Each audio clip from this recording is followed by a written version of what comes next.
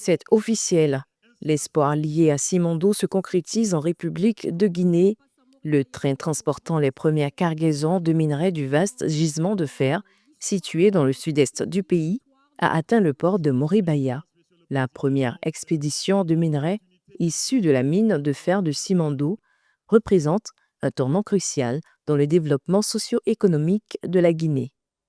Oui, le soleil ne se couche jamais sur Simandou, sur ce méga projet d'envergure mondiale qui incarne l'unité des continents et l'ambition d'une nation en marche vers la prospérité pour le bien-être du peuple souverain de Guinée.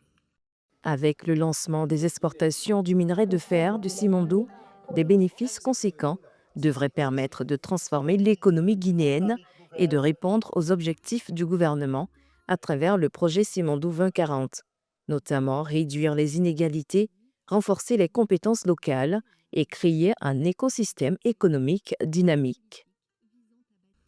Monsieur le Président, nous sommes aujourd'hui à un port qui est le résultat de votre vision de co-développement du projet Simandou, grâce auquel la compagnie de transguinéenne est née et qui est propriétaire des infrastructures portières, des rails qui font près de 1300 km sur 650 km de distance, des ports qui sont ici, deux ports minéraliers, un port commercial, avec une capacité de plus de 120 millions de tonnes par an au minimum.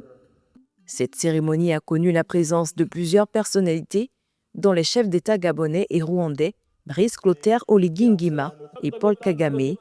Avec une teneur en fer dépassant les 65%, les prévisions économiques du programme Simandou 2040 sont estimées à 10 milliards de dollars de chiffre d'affaires annuel, avec des recettes fiscales qui devraient se situer entre 1,5 et 2 milliards de dollars pour la Guinée.